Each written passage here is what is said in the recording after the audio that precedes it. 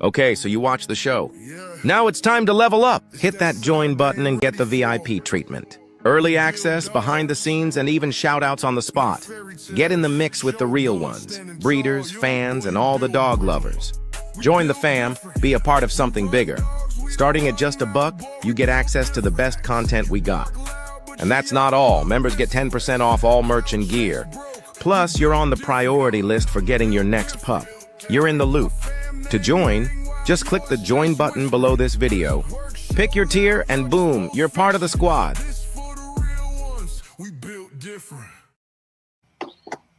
Top of the morning. What's good, big dog? Hey, what's happening? Yeah. It's Monday. Back in here like I left my wallet and keys, man. Not the wallet and the keys, man. Not the wallet and the keys. Yeah. Huh? Dickie, salute, man. Salute, man. Top of the morning, Dickie. Yeah. Wishing you the best, man. Melee. Yeah. Wifey in the building. What it do? What it do, sis? What it do, queen? Dirty dog.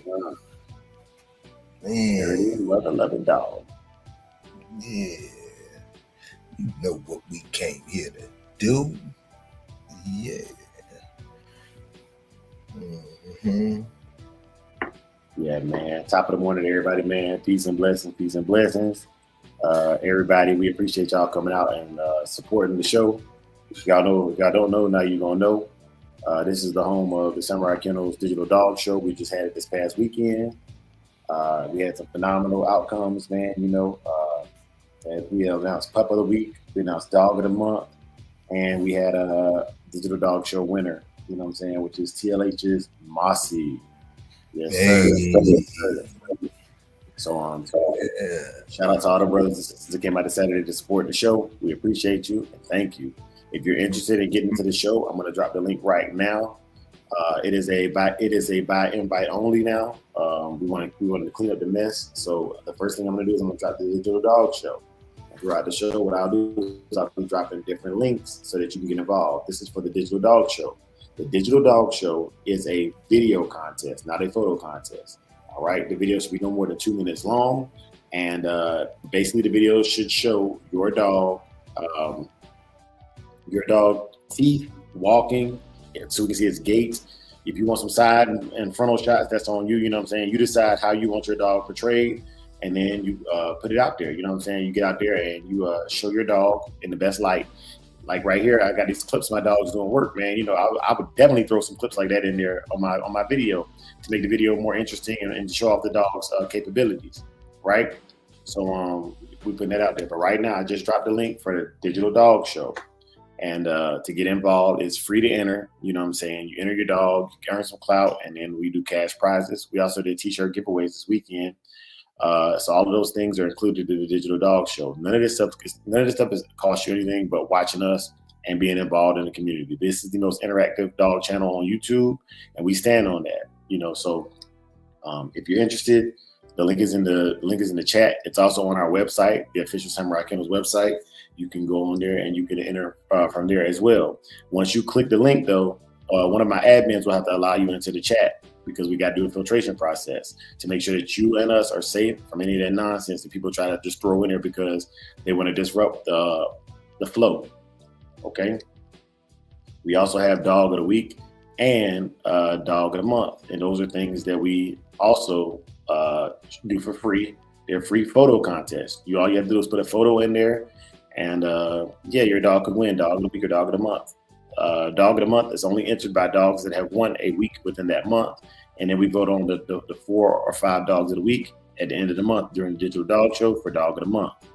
All right. And then once you win Dog of the Month, it goes up for Dog of the Quarter. And then obviously if you win the quarter, you go up for Dog of the Year. So it's just cumulative over the course of the year. You know what I mean? But that's it. And speaking of the dogs of the month, dogs of the week, man, we'll get right to those after a message from Big A.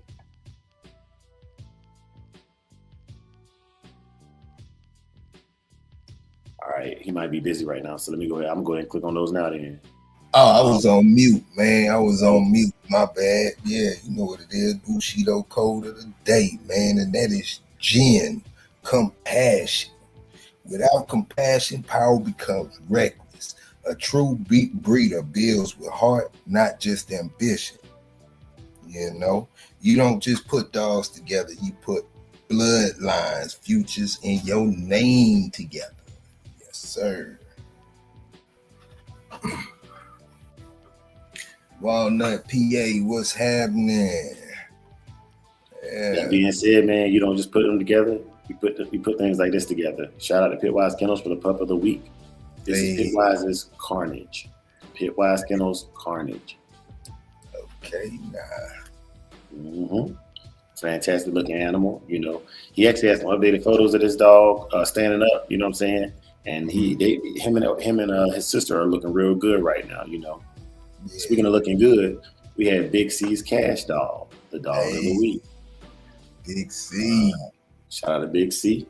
Easy money. These guys are winning. They winning constantly. They winning consistently, man. Shout out to Big C for that, for sharing Cash Dog with us. He didn't have to, but he did. Thank you. All right. And then we also have for the dog of the month. Stand by. Stand by. We have Oren Ishii. The dog of the month of July. Yeah, man. Dog of the month of July, man. So Oren took 2 dog of the months so far. She was also the dog of the month of June as well. Okay. Yeah, so Oren is burning up the charts right now. She is the sister to Pitwise's Carnage, the dog you saw previously, the black pup. Mm-hmm. Mm-hmm. Yes, sir. Man. All right, so let's go ahead and express this before we do our quick roll call. The topic of the day is the purposes for putting 2 dogs together. Why did you put them 2 dogs together? All right, that's what we're cooking on today. You know what I'm saying? I'll be opening up the panel pretty early. I'll be breaking down my theory on it. Big A can break down his theory on it. And we open up the panel for anybody who wants to cook, you know. Yeah. So here we go. Let's get to this quick roll call, Big A. Okay. All right, first in the building, the great brother Melee, 47 in the building. Salute, big dog. Melee, they on the way, man. He on the way. Brother Dickie Foster in the building. He said, salute all, driving to my aunt's funeral.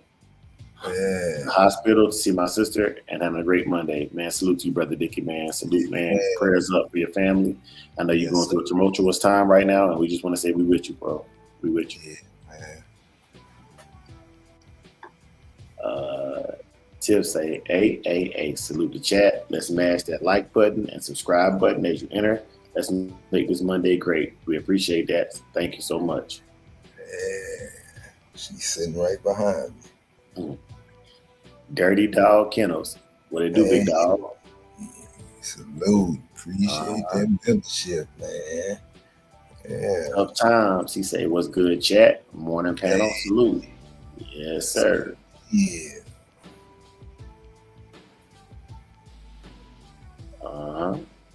Yeah. Mm-hmm. Walnut PA in the building. What it do, big dog? Hey, Walnut PA. Appreciate you coming through, my brother. Yay.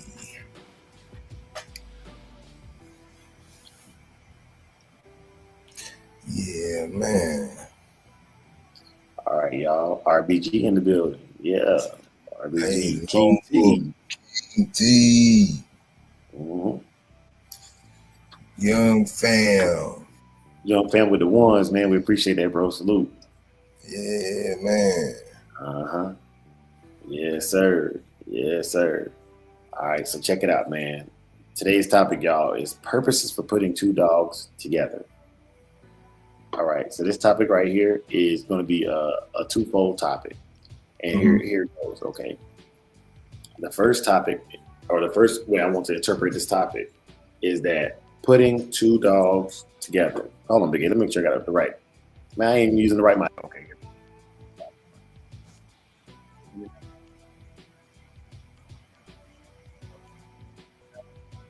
Yeah, man. You sounded loud and clear, man, to me. All right. But the internal mic on the computer be going weird. But look, so the first thing I want to talk about is breeding. Is for breeding purposes. How would you put them two dogs together? Why did you do that? Yeah. Well, I'll give you an example. And the example is going to be my own experience, right? Lean into my own experience and just share that with y'all and give you an example. Okay. So, backstory. For those of y'all who don't know, because I've been seeing in the chat, like a lot of guys would ask questions and stuff. And if you're in our chat, I'll drop a video where I might have covered something years ago. And it's I covered it with my understanding at that time. So some things need to be revisited, and some things I just haven't made it back around to yet. But when it came to getting my dog Bacardi, I knew I wanted something that was heavy on the Tom Garner stuff, because one of the best dogs I ever owned was a dog named Rocket.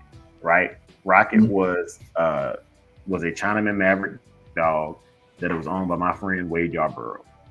And Wade sold me the dog. The dog was worming real bad and everything. He was like his throwaway dog. I ain't gonna say throwaway like he was trash, but I'm saying like Wade had so many dogs that this dog, his name at the time was Killer.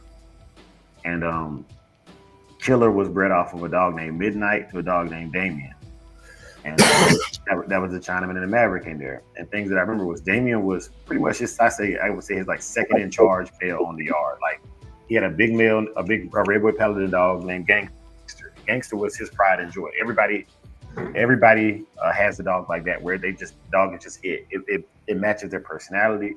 It fulfills checks all the boxes that they need for them to really push that dog. And so Gangster was that dog, but Damien was the second in charge on the yard. And if there was gonna be a yard accident and anybody was gonna survive it, Damien was the only one to survive a yard accident with Gangster. So I always thought there was something there with the Damien dog. And then he bred him to a dog named Midnight, which was a skull Maverick dog. And she was a black dog, and when she barked, her head would literally turn sideways, like 90 degrees to the right when she barked. She was just that intense. And so I knew I wanted something off of that. Midnight also was she wasn't a man biter, but if she didn't know you couldn't go in her chain spot, if that makes sense. So she wasn't gonna like chase you down and attack you, but no new friends when it came to a dog like her, right? Yeah. Damien was a really serious dog too. But he tolerated me. I was able to put hands on him, and I really liked him. So when I found out that they had this puppy Killer, that I changed his name to Rocket. Killer Kill B. I took him up to Goldsboro, and I like I said, the whole story. If you haven't heard it before, I took him outside because he was dirty and he stinky, had fleas and stuff. And I took him outside. I cleaned him up, and after about 2 weeks, we treated the fleas, and we got him got some weight back on him, and we brought him inside. We put him on a hospital blanket by the front door, and he ended up just learning to be a house dog, like just without any training. Just it was a smart dog, right? So, the purpose behind him, I didn't have a purpose other than I wanted a dog at the time. I wanted something that was hot. He was really hot. He was actually quite people aggressive. This dog I would consider a man biter, which is one of the reasons why I ended up relinquishing him back to Wade, because he would bite you, and he would go out of his way to get you. But he could decipher who he wanted to bite. So back then I would have house parties, and at the house party, it would be certain people he would target. He wouldn't target everybody. He just, every one of those people within a 6-month period, they fell off. They showed themselves to be less than. So I understood there was a high spirituality, a high connection between the vibe. That dog could read you, and he knew he was there for no good. It was one of the second dogs I seen do that. The first one being a Carl Mims dog named Psycho that I had. And there was a dog thief that came to visit me, and I was showing off my dogs to him, and she was trying to bite him. He was the first person I ever saw her do that with. But anyway, so these qualities in these dogs that I saw, I began to notice some different things and that I liked. And one of those things was a dog that's hard to steal. I like a dog that is hard to steal. So flash forward, this was 2011, 2012. Flash forward to 2019, I get Samurai Kennels Bacardi, and I'm gonna start over now because I'm back from overseas. So I got an assignment for the stateside for a little while, so I want to get a dog and get back in there. And so I got Bacardi, and And I'm raising her up. I'm like, when she hits 2 years, she is bred, because she's not quite what I'm looking for. I didn't even want a female dog. I wanted a male dog. Now the qualities Bacardi did have is she had great like musculature. Like her muscular structure was really good. And like I said, she's a spiked Frisco dog. Just both of the Garner lines just running heavy together. So his older lines running heavily together. And so I was like, cool, that's not as pure as the Damien dog, but I'm seeing similar qualities: the build, the look, athleticism. It's all there. And so when she hits about 20 months, she's already had her first heat. She's looking for her second heat. I'm looking to find somebody to breed to. So I started searching the internet, and I'm looking at all these kennels, and I'm like, man, these dogs just don't have it. Like, yeah, they're hot. I don't care about that. They're smart, but they ain't athletic. They smooth. They don't have any musculature. They don't have what it is that I need. And so what she had the athleticism, she had the smarts, she was trainable. She didn't have the drive I wanted though. So I started looking online to find a dog that has drive, still smart, like still trainable. And I ended up finding Apache Kennels. So I meet with Apache Kennels, and he has a stud named Knucklehead, aka Apache. Home. Yeah. And so I go up there. Before she even comes in here, I go up there and I sit with him for hours, and I just watch the dog and get to put my hands on the dog and realize how serious of a dog and how determined this dog is. But then he shows me videos of him running a slap mill and working a spring pole and all these things my dog just don't really care to do. So I was like, man, they both, the structure on these dogs is really good. He actually has better structure than McCarty. This is breeding up.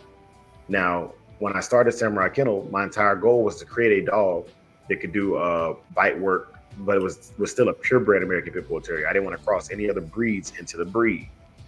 So after I saw this dog, that's when I started doing research on his pedigree. And I didn't realize how nicely he was bred. He was a pure Jeep Red Boy Rascal dog. And so it was a Pit Island Joe Woodle cross of the two Jeep Red Boy Rascal lines. And so I started doing my research, and I started watching the videos and, different people on YouTube talking about, I knew a decent amount about Jeep, but I was always taught he was a cur, and I knew about the Honey Bunch dog and a Red Boy. I've always been a fan of Red Boy dogs because I grew up in the Carolinas, and Red Boy was very popular in the Carolinas. And in Rascal, I didn't know. I still know the least about Rascal, but they just say he was rough and tough dog. Probably one of the better ones out of the three lines that we were speaking about, the Jeep Red Boy Rascal. I would say Rascal gets the least amount of his flowers because Jeep was just such a producer, right? So we breed the dogs, and we put them together because I was trying to create a dog that could do the work, the bite work. And the puppies came, and of course, one puppy stood out above all that had all the qualities I was looking for, and that was Samurai Kennel Saki. And Saki was willing to work. He would work the email at an early age. He'd work the spring pole. He'd work the carpet mill. He'd work the flirt pole. Everything I would need to do to shape a dog and get it in the shape, he was willing to do those things. And then I accidentally broke his leg, and he bounced back from that very well. I was told to cull him, but I didn't cull him, and I'm thankful that I made a decision to go with what Dre wanted to do and not what other people thought I should do. And it turned out very well for me. And so my purpose for putting those two dogs together was to create a dog that had the look and the work ethic, And fortunately, by looking at those traits, I got at least a portion. I'm not gonna say the best portion, but I got a portion of the workability, the genetic soundness, the consistency from both dogs' genes. Both dogs throw very, very consistent litters. Knucklehead throws black and white dogs, or white and black moo patch dogs. Bacardi throws buckskin and red dogs. So in all the breedings that I was able to get accomplished with Bacardi, we threw 8 buckskin and 2 reds. 8 buckskin and 2 reds. And so when I got a daughter off of her, we bred Saki back to Bacardi, and that made a 3/4 Bacardi dog with a quarter out of the Knucklehead blood. My intention for that breeding was to basically lock it in. Like, I liked Saki. I wanted to see if the puppies that came off of that would have the same vigor, and they actually are better workers than the first generation. The 3/4 dogs were more consistent. Out of the first generation, I would say three of them were on point or close to what the Michonne, Kazi, Trina, or Whitehead litter did, but they were not all as easy to work. The second litter, the inbreeding, they created Michonne, they created Kazi, they created Trina. All of those puppies were willing to work the mill. They were willing to work the slap mill. They were willing to do everything I wanted them to do, and I didn't get that out of the first litter. So I was like, okay, cool. And they were all buckskin, all variations of buckskin red nose, buckskin black nose, buckskin black mask, things of that nature. So we got a look and traits now locked in. So that was the purpose of putting that together again, was to see if we can lock this in. Now we like what we got. We don't care if we add anything else in just yet, but we want to see what we got. All right. So that was the purpose of putting those two dogs together. And now that we got dogs that will consistently do bite work, dogs that are easy to train, good house dogs, they can be sociable with other dogs. It's not a requirement, but they can be sociable. So if I wanted to use them for hog hunting, I could do that. And we got a good product. So the ideology with this third generation was, I followed the Yellow John breeding, and I've been saying this for years now. Yellow John to me is when I want to make my cross. So by putting those dogs together, I went out cross, mama to son, and then basically son to daughter, but it's also a son. It's also a brother to sister breeding. A half brother to half sister breeding. So they're super tight.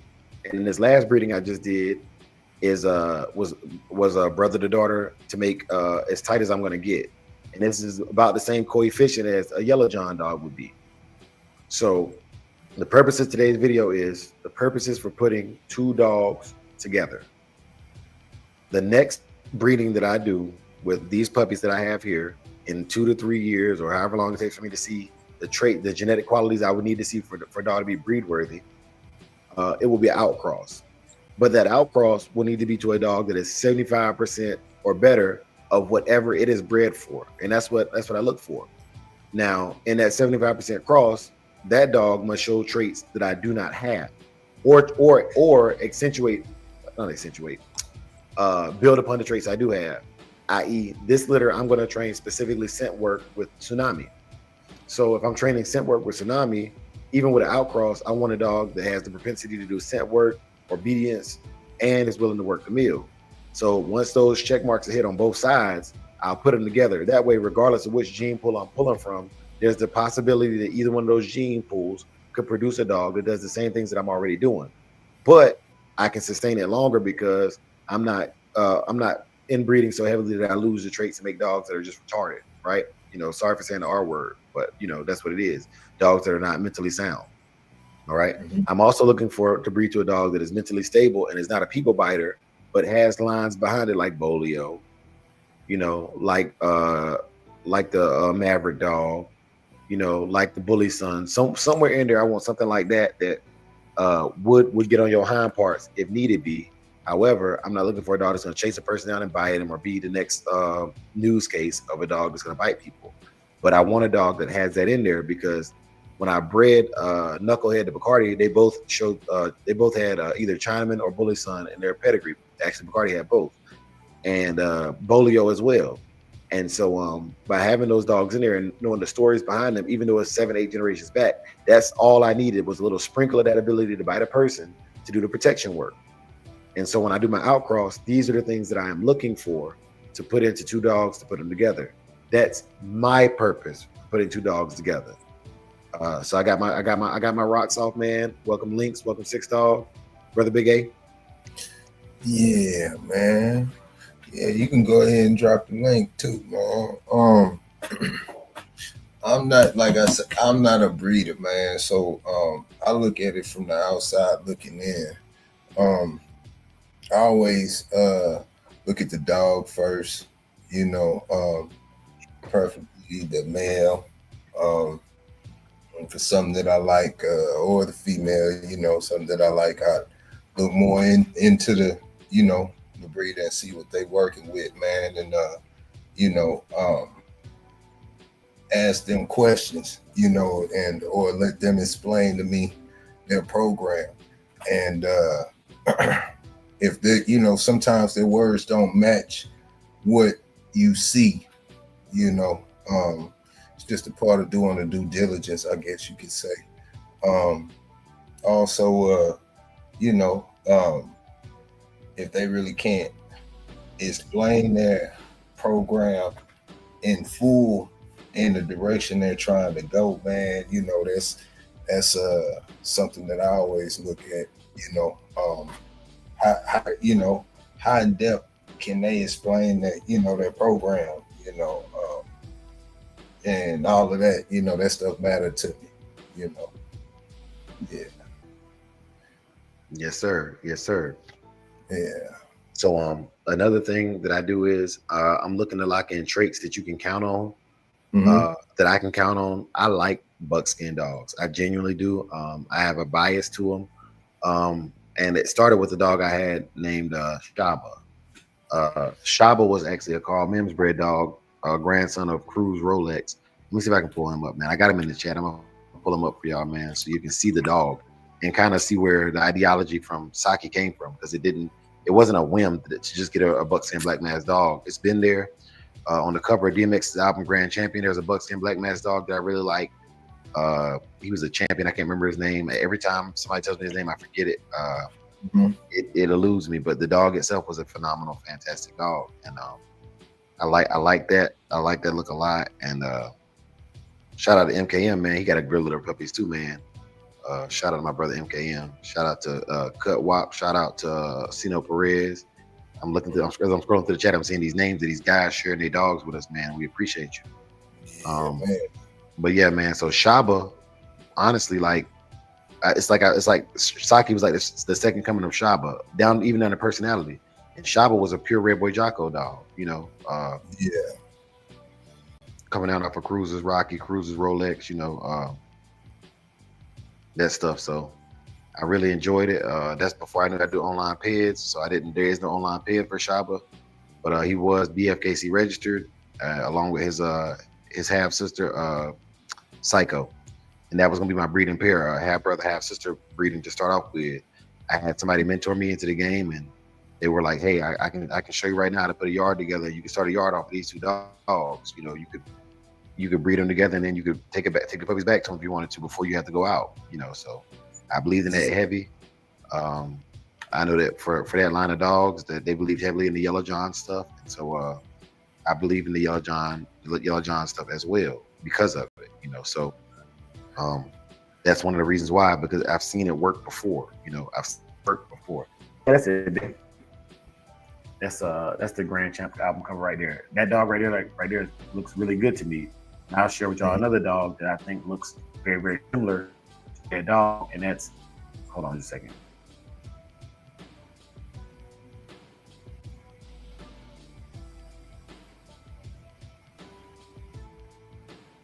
And that's this dog right here. That right there to me is a perfect dog. This right here to me is a perfect dog. There is nothing that needs to, aesthetically, there's no changes I would make to that dog. That's a Champion Mirasol. Yeah. So for those dogs, like, if I had to give any feedback at all, it would just be I'd make it a little bit bulkier, you know, for the kind of work that I do. But yeah, these two dogs right here are perfect. You know what I'm saying? They're perfect. That's a Shogun Unlimited dog of the month too. Yeah, it is. It is. But here is Shaba. This is me at I'm 17 or 18. You can see Psycho back there in the background with the doghouse. I got my barrel doghouse. I got my little built doghouse. And this is Shaba, you know, very, very similar looking dog to Saki. Yeah, he's actually bulkier than Saki, but a fantastic looking animal, you know. So my ideologies started in my teenage years, and I just started breeding in my 30s, you know. So I just want to put that out there, you know. There's a lot of things that that I've said in the past that, you know, new people have come along and they don't know the history behind it. So I have to share with y'all ever so often, you know what I'm saying, and show y'all the work. But this ideology has been in my mind since I was a young person. And Psycho was much more performance animal, but Shaba was just a balanced dog. He was really, really balanced, you know. And Psycho, sometimes she would try to snap at him, and he would just whoop her. You know what I'm saying? But there wasn't anything that was 35 pounds best with Psycho, you know. Yeah, man. But yeah, I really thought Shaba was a good-looking dog, and it just so happens that my next dog that I really, really like, you know, other than Rocket was a red nose, but turned out to be a good dog, just like Shaba. So to me, there's something to them buckskin black mass dogs, you know. And yeah, I wanted to share that with y'all. But the other ideology I wanted to come at y'all with, or the other angle I wanted to hit y'all with this morning was, why did you put them two dogs together? Now, in some cases, it's not necessarily for the breeding, but what I'm talking about is, okay, back when I had chain spots, I would put dogs next to each other. Yeah, in my black tee, for real. I was a black tee boy for real. You know what I'm saying? Like, for real. But black ones too, you know what I'm saying? Black forces too. What's up, big dog? Looking at the video, you still are. When you walking through my neighborhood, man, you had on black shirts, black shirt, black shorts, black socks, and black shoes.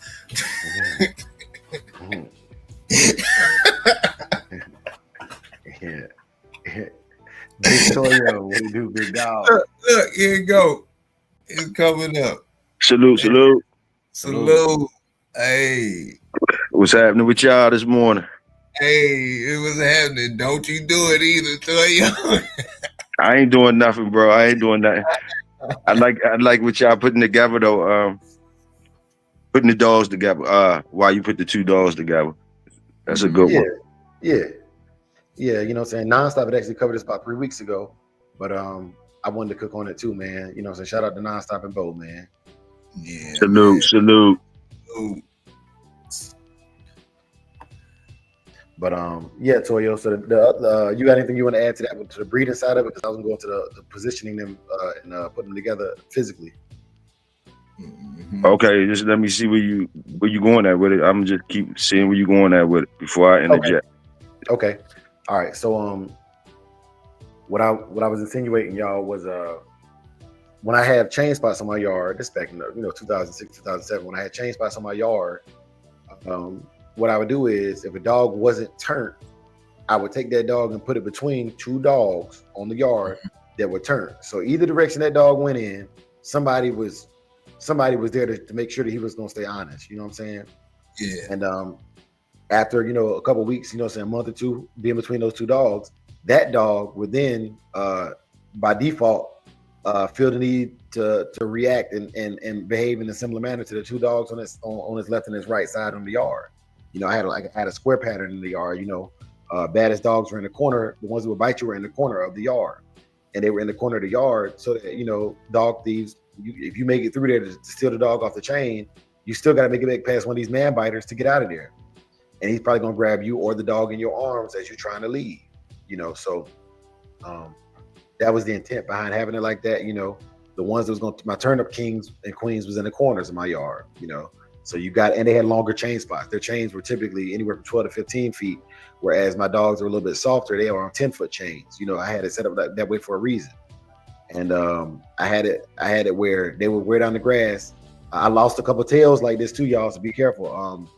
I had it set up where if the dog ran to the end of his chain and spun around, the other dog could not contact them or grab their tail. But that was learned through experience, about putting two dogs beside each other like that. That dog that was calm at first, once he started turning up, he might run and hit the end of the chain and whip around. And when he does that 180, his body extends closer to that other dog, and it was able to be grabbed sometimes, And that was a flaw in my system. So I learned these things. Another thing I did with dogs was, when a dog had a good behavior or a behavior that I liked, I would put a younger dog or a dog that didn't have that behavior near that dog. And I would praise the dog that had the behavior that I liked. And guess what, y'all? Most of the time, the dog that was watching would be like, oh, he get more food, or he get his food first because he do this. And the next thing you know, the dog next to him on the next chain spot over would start doing the same things. This was classical conditioning. I have Pavlovian theory, and I didn't even know what it was. I just knew that, okay, dogs learn, monkey see, monkey do. If my best dog does something, the other dogs will start to imitate it. When he barks, they bark, right? Also, when he gets quiet, they get quiet. So the one good dog, or positioning your dogs together on the yard or put together in their kennels, can teach the dog a lot just through their communication and how animals communicate. And so I thought just as important as breeding is how you let your dogs interact and how they are positioned around each other in your kennel. I'm gonna pass the mic. Yeah.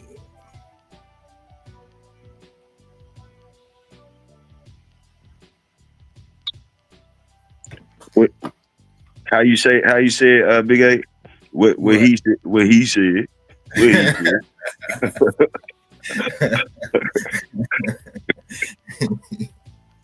Yeah, man. Big C, Skip, what's happening? Top of the morning. Yeah. No, this is a good topic. Like, you know, put some accountability to you. Just that question puts some accountability to you. Makes you start self-checking and stuff. You know, process I went from. I was trying to create what I would call a monster. I had seen a lot of good dogs, and I didn't like certain. A lot of the good dogs that I seen, I didn't like certain structures on them. That's how I was with it when I first started wanting to dabble into under the hood. So I said I wanted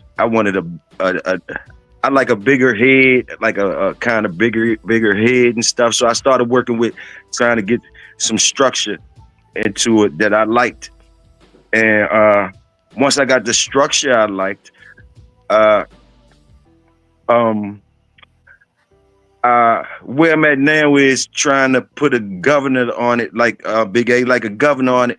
Like, you know how when they so wild, I wanted them to be able to start some smartness. I could say it's intelligence. I'm trying to get intelligence. And all these things I had to get consistency before I moved to the next stage of what I was trying to get. So when I got the structure down on a consistent joint, I'm looking at them again. And okay, now, boom, some of these jokers a little bit too wild. I don't like a lot of the too wildness. I wanted a little bit calmness, but you still don't lose your prey drive. You still want to handle your business and finish your business, but and your drive and everything is still there. But I want you to be able to listen to me during these things, during your work. I want you to be able to hear me and react to me, you know. So I had look for some intelligence. So now I'm trying to just make that perfect blend like everybody else, that perfect blend on a consistent level. But where I'm at now is just trying to put the governor on it, calm them down a little bit more intelligence to listen to me while they're working. You feel me? That's about it. But it's a good topic. I love it. Salute. Salute. Yes, sir. Yes, sir. Yeah, nah, that's real. Yeah, man, cause I like medium to mid high as far as temperament range, you know. Those are, you know, typically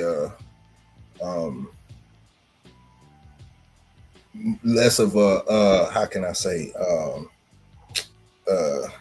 less of a liability and less you know, less work, I guess you could say. Yes, sir. You know, having a high strong hot dog, man, is a lot of work, you know. And then if you have multiple dogs, the separation factor, a lot of things play a big part, man. That just puts in a lot of extra work. So, you know, I definitely agree with that, Big Toyo. Yes, sir. Well stated. Mm-hmm. Yeah, man. Another reason for putting two dogs together is that you see you're lacking something, or you've been bred so heavily that you need to gain something back. Even then, I think that you can find that in certain lines and go and just up the percentage of what's already in there without going fully out. As an example, if I'm losing intelligence, I'm going to go to something that I know produces intelligence. You know, maybe you know, a high percentage of bolio, 12.5 or better.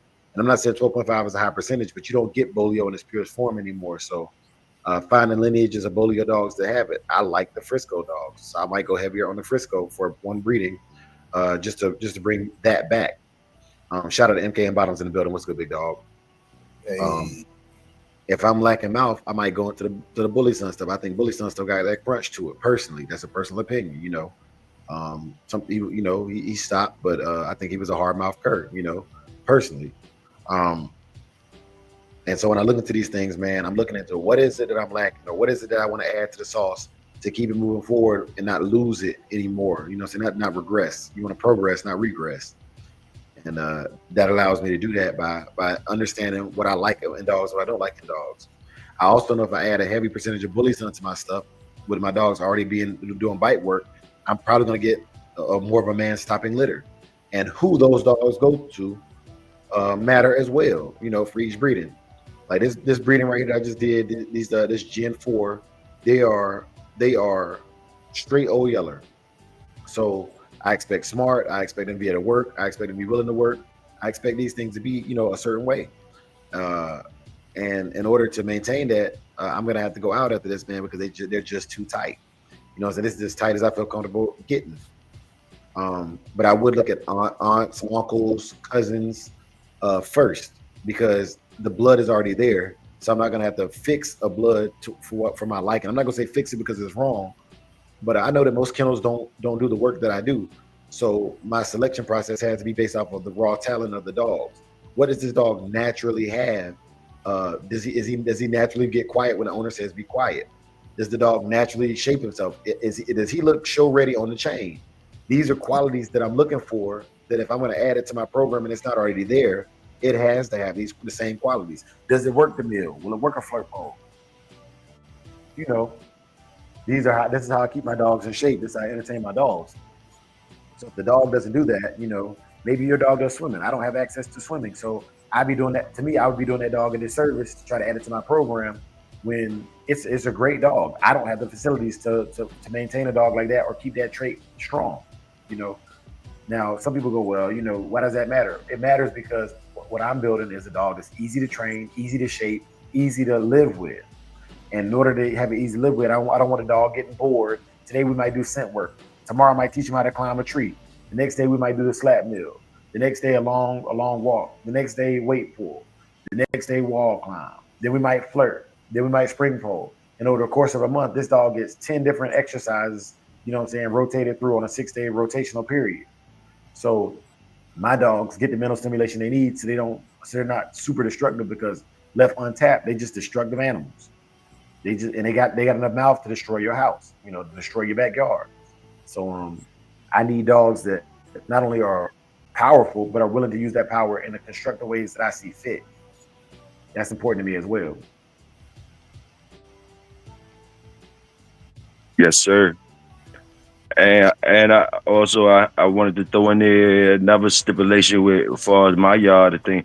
I wanted to do the things that I was trying to accomplish with minimum going out of my yard. So a lot of things had to fall in place, and especially the females. So because I didn't want to keep having to go out looking for something, I wanted to find what I was looking for in my own family of dogs. So it took time and looking at them and picking the right males and you know, and the right females. But you know, I just wanted to go out of my yard as minimum as possible. I want to try to minimize me being a customer. Yep. Especially when you got the mixed unit in your yard to do that. And I feel that way about our camp. You know what I'm saying? Like, Toyo, you got some phenomenal dogs. That Payday dog, man, ooh-wee, good Lord. But the Minka dog, you know what I'm saying? Dogs like that, I would say, okay, for those of y'all who don't know, I've mentioned this before, I want to have a line of black dogs. I want to have a line of red dogs that are all mine. But in order to make that, I only want to deal with men that I can talk to consistently. And, you know, they can be like, okay, Dre, you know, this dog do woo. You know what I'm saying? All right, cool. I can put that with this, and hopefully I get a amalgamation of those characteristics, or at least a little bit of each of those characteristics. It's on me as the man to accentuate and bring up what I like. If okay, this dog he don't tug as well. I know how to build drive and tug. I know how to build the dog's drive. You know what I'm saying? So as long as it's there, it just has to be there, right? Some people think it's got to be bred there, and in some cases that's true. But I'm gonna tell you something right now: hard work beats talent when talent don't work hard. Yeah. You know. So if the dog will at least follow a treat, I can use that. Some dogs don't care nothing about your treat. I had a dog like that. He had to go straight to Winn-Dixie. You know, he was a good dog. You know, he was a good dog, but he didn't meet my criteria. You know. Yeah. So, when you put them together, man, you know what I'm saying? Like pedigrees only matter if the dog is displaying the traits that you want from the pedigree. You know, let's say historically speaking, let's say you had a dog that had wind. You put it with another dog that had wind. Okay, so you got a dog right now that probably could has a high percentage chance of having lung capacity, but neither one of them dogs had mouth. They couldn't bite through a bag of cotton, right? So, you're maintaining what you have, but you're not turning it up a notch. You know, so we always trying to level up. You're always trying to level up if you for whatever it is you do. For me, I want a dog that's just as easy to train as a German Shepherd in the future, but still has all the qualities of the American Pit Bull Terrier. You know, I still want them strong and driven and ain't gonna quit on the task. And those qualities are important to me. But just as important as those qualities is the ability for me to say sit and that dog do it every time. You know, this is what we're breeding toward. You know? Yeah. Highly responsive dogs, man. Yes. And I'm also selective about whose dogs I put with my dogs, because when I put them with my dogs, if they turn out successful, they're gonna get the glory as well. They're gonna get the same, like, you know, that like when you put that Samurai dog with that Victoria dog, when you put that Samurai dog with that hard and finish dog, when you put that Samurai dog, you know what I'm saying, with that little J dog, when you put that Samurai dog, you know, with this other dog, man, it clicked. And when they say it clicked, man, it worked, man. It did better than the parents did. You know, that's big to me, man. That's huge. Because that's what I got when I got Saki. Saki to me is a better dog than Knucklehead or Bacardi. Now, I think he don't want no smoke with neither one of them in a traditional sense. Not saying he could hold his own, but they were bred and they are highly prepotent. They were prepotent on the original task that the breeders were using them for in the historically speaking. But as far as what I'm trying to do and move in a new direction, Saki is better at that than either of his parents. Man, we got somebody from Scotland in the chat today, man. Top of the morning to you, big dog. Man. Salute. We appreciate that, man. You know, you didn't have to come through, but you did. Yeah, man. And yeah, man, like that Honcho dog, man, MKM, please get some straws off that dog. You know what I'm saying? Hey, that's why I asked you that in the chat the other day, man. Please get some straws on Honcho, man. You know what I'm saying? Let me know. You know what I'm saying? Let me know. Pitwise and Hanzo is another good dog like that. You know, you seen him opening his cage and he does all the work. He's winning shows. He's confirmation. He does everything. You know, these are, to me, that's what the American Pit Bull Terrier should be. It should be. It can do it all plus whoop them. And I'm looking at kennels, and like the digital dog show allows me to see the kennels that can do that. They can do all of the things that the old dogs can do, but they got new tricks too. And so you can teach the old dog new tricks. But what about these new dogs? Yeah. You know, what about these new dogs? Hey, Lee, what's happening? Lee Dies. Salute. Salute the king. Salute the king out there. Salute King T. Salute the queen. Salute queen. Hey, Viking. Viking. Salute. Salute. Yeah. My bulldog brother Dickie. Salute. Skip. Big Skip. Salute. Man. So yeah, you got your week 1 vets in already for NFL? Oh nah, I'm creeping up on it. Drake, creeping up on it. It's gonna be. I'm looking forward to the season though. It's gonna be glorious. What you think? Yeah, it is, man. Hey, man, I'm taking all bets on Carolina, man. I know that's right. Hey, Orange Juice Jones. OJ. What, Carolina got somebody new, Dre? Yeah. Who they got, Dre? Who they got? Hold on, just a second. Let me read it. Let me read this comment real quick. So it's a the thing with me, I applaud you guys for wanting to create the type of dog you want. I'm getting older and don't necessarily want to be a breeder. I want a utility dog. What lines? All right. So can y'all click on that real quick? Yeah, that's Toyo. That's a Toyo question, man. You can answer that. What's the utility? You want this? What's the utility? What's the utility? I mean, you know, what's the utility? You need your utility. You need to specialize. You need to specialize in something, you know, or you just need an all around one. Pet wise, something you could take in the woods, something that you could have around the kids as a pet, inside type of dog, or you need something more closer to the wild. Either way, somebody and I can't, can point you in the right direction for sure. If you get more specific, you know, it's no problem. But what lines? I mean, you can get what you want out of any line, bro. It's just shopping and networking and putting your eyes on the dogs. Don't believe the lies, or look at them the best you can yourself and do your research or whatever. But as far as specific lines, you have to probably get more specific with me. And like I say, you probably can get any line you can find what you're looking for if you look hard enough.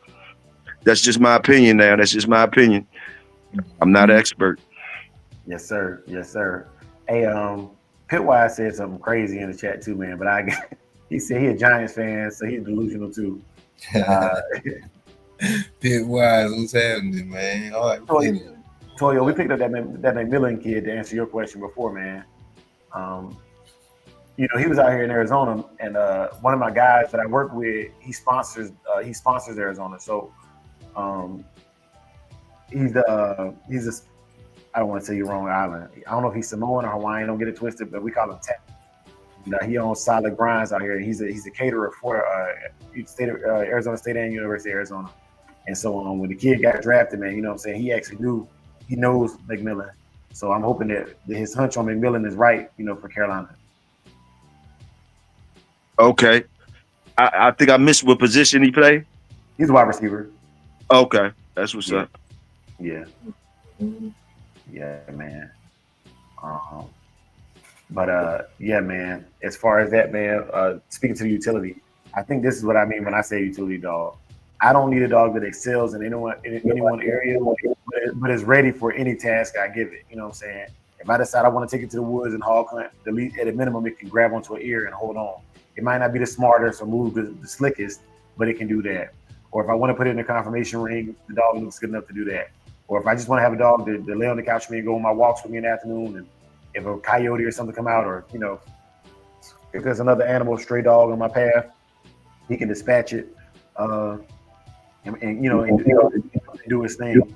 Or so if I want a dog to go me down to the fishing hole and just throw my ball in the water and let him go catch the ball and retrieve the ball, he can do a little bit of everything. He ain't got to be perfect at nothing, but that dog that's perfect at the wall climb, he might not be able to be well rounded like that. So the utility is how many uses can I have for that dog?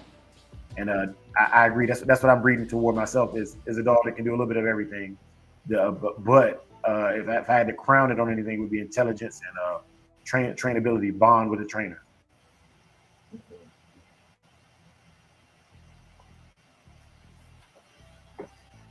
Yes, sir. Salute. The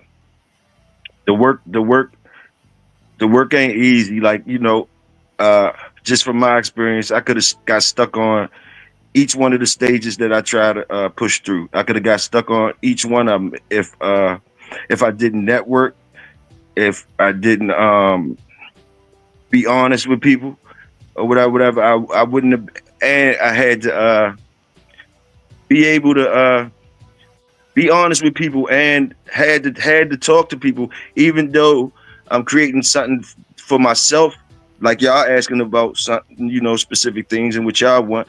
So even though you're creating it for yourself, the people still have to help you. And what I mean by that, like, You know, I could have got stuck on the structure stage. Once I got to the structure I wanted, what I just got a yard full of the structure I wanted. How can I move on? You know, depending like how much do I have space to keep all of these? You know what I mean? How many do I got to give up? You know what I mean? Who I'm going to give them to? You know what I mean? Also the ones that are, you know, say you got the structure down, you trying to get something else. But what about the ones that they still good, but like, you know, like the ones now that I'm talking about that I'm trying to get some more intelligence in them. Okay, so, you know, I got some wild jokers. I gotta have people that they might be what they looking for. I gotta know. I gotta be networking with people that they might be at the stage where as though they need the more wilder one, you know, and that's helping me out to get to my next stage. If you follow my drift. So you mind if I pull one of your dogs up on here, man? One of the videos you sent me. Nah, go ahead. All right. Yeah, man, I wanted to show that as well, man. My brother, man, if y'all got dogs that y'all want shown on the show, man, just holler in the show in the chat. I put the link in there. But let me get this dog put up, because like Toyo, I'm not gonna lie, this right here is this the kind of dog right here. This is it for me. You know what I'm saying? Like when I talk about like, you know, wanting to add something to the program, you know, this dog right here is top of my list. And then you got that black dog too. You know what I'm saying? I don't know if I think the black dog, is that Minka? Now the black female, that's Zipper. I know she looked like a male in there because she in heat when I was working and she was in heat, so everything swelled up. So people be thinking she a male, but that's a female. That black dog, that's okay. Zipper. The buckskin one that you like, that's Payday daughter, Minka. And I like Payday too. Payday's a digital dog show winner. So y'all, when I play this video, it's gonna have sound because it was too long for me to put for a background video. So it's gonna have sound real quick, but that's cool, man. I just want y'all to see this. Like a lot of times, man, we be on these podcasts and people can only go off of what we show them. So I'm gonna let y'all see my brother work. But I'm telling you right now, this dog right here, it definitely meets the mark.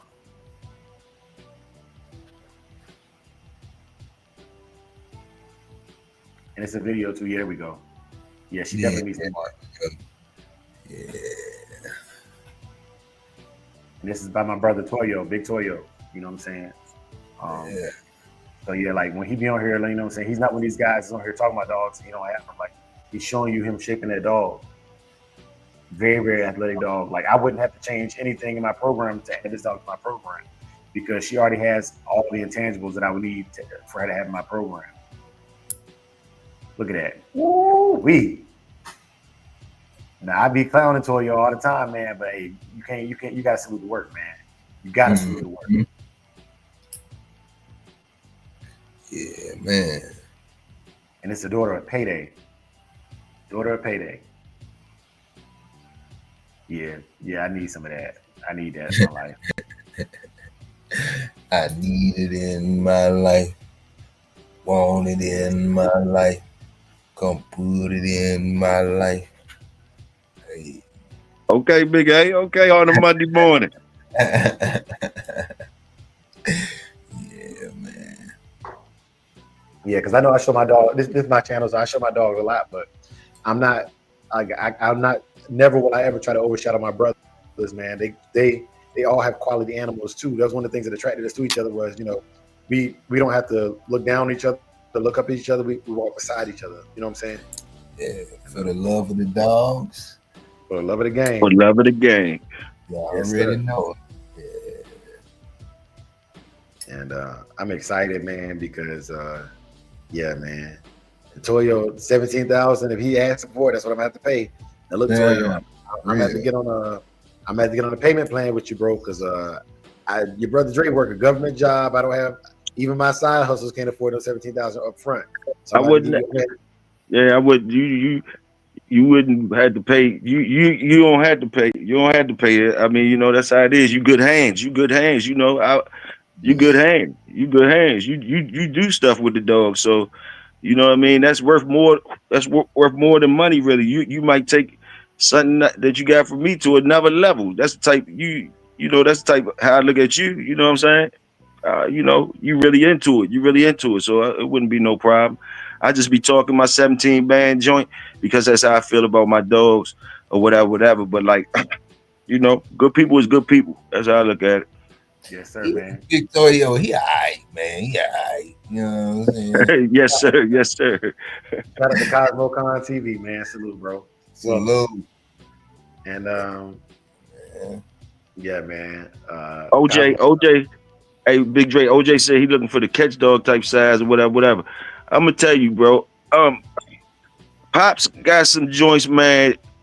He been yelling out here that he been looking for somebody to farm some joints too. That mean basically he looking for some good hands. You know, I'm too filled up. But like I'm telling you, them jokers is for real, man. Them jokers is for real. And he got about, I think he got 3 or 4 males that, you know, if you got some good hands, you know what I mean? I can get you in touch with Pops and you might can make that happen. You had to come get it or get the joint to you or whatever. But yeah, some good dogs, man. Some good dogs. Sure. And they call him Catch Dog Pops. So there you go. Hey man, shout out to Catch Dog Pops, man. Toya, make sure Pops know we missing in. We you know, so we hope you're doing well, man. We hope you're doing well. Yes, sir. I definitely will, Dre. You know he always asks for y'all. You know what I mean? So for sure. Yeah, man. Hey man, I seen him on that tractor, man. I was like, yeah, I remember them days, man. That's my granddaddy and them. They used to disc up the yard and get ready to plant the fields, man. Man. Salute, King T. I see him down there. Salute, bro. Mission 17.5. That's Hey, get real. Shogun say, Dre, the any of your dogs come with a hyper vigor shot. There you go. Yeah, I knew it. I knew somebody was gonna break. I knew somebody was gonna Enough, man. God damn. Shogun, I ain't messing with you this morning, man. I ain't messing with you this morning, bro. Walking away. Yeah. Walking away. Yeah, Shogun. Hey man, look here. I'm gonna just leave it to results. We base it on results driven activities. You know what I'm saying? And I don't want to make it scientific, man. I want to make it. I want to simplify. You know what I'm saying? Like I tell people, this is the entry channel. This is the Mr. Rogers. This is the Sesame Street. We talking in simple layman's terms, you know. And I think the best thing that I've been seeing is breed the best to the best and cull the rest. And if you do that, and you actually know what you're looking at, because I'm telling you, my best is not your best. My best is not supposed to be your best, right? And so if you breed the best of the best, my best of the best is do everything I said. They're easy to train, they bite hard, you know what I'm saying? They like to be around you, you know what I mean? They stable. You know, if a dog does all those things and is really, really good at it, then that's the best of my best. Your best might be, you know, turning over water bowls. Your best might be he don't poop in the house. Your best might be that he he can stop every raccoon and catch every hog without getting himself killed. You know, whatever your best is, that's your best, you know. So best of the best and cull the rest. Mm-hmm. And if that means your hybrid vigor is my cur, hey, that's how it is. Yeah, that's true. That's true. Because I done seen some dogs that I would consider ready to go into the woods and genuinely hunt. But they go to the Winn-Dixie on my yard because they can't do the other things I want them to do. Shout out to Links with a $5 tip, man. Tip. Hey.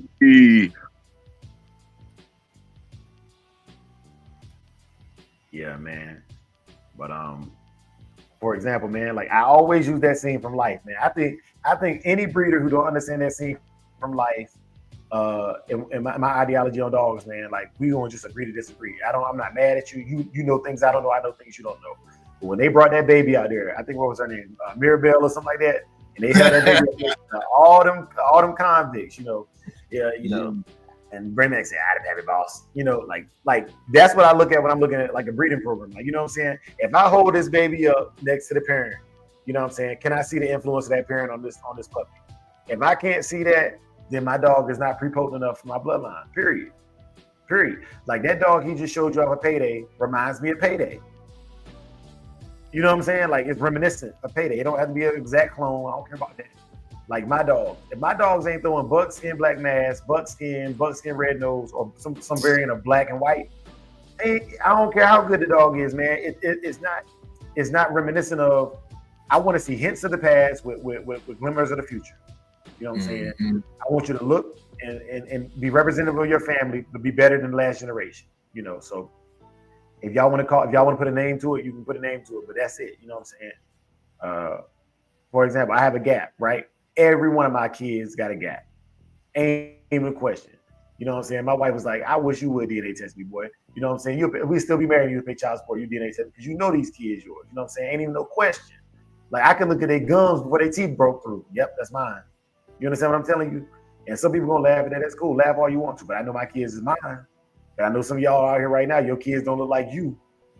And your name on that birth certificate. You know, you understand what I'm telling you? You know, so yeah. Man. Yeah. Another thing J-Bo and them said last night, man. Look, I'm about to go off the game. I told you, I'm going off the red. So yo, I know that's right. I know that's right. You've been doing it every Monday. You've been doing it every Monday. Why stop now? Hey man, hey look here, man. I was listening to Bo and Stop last night, right? Mhm. And how do I want to attack it? Because I'm not talking about the hyper figure thing. They was talking about another topic, man. Dang it. Oh man. Okay. Dang.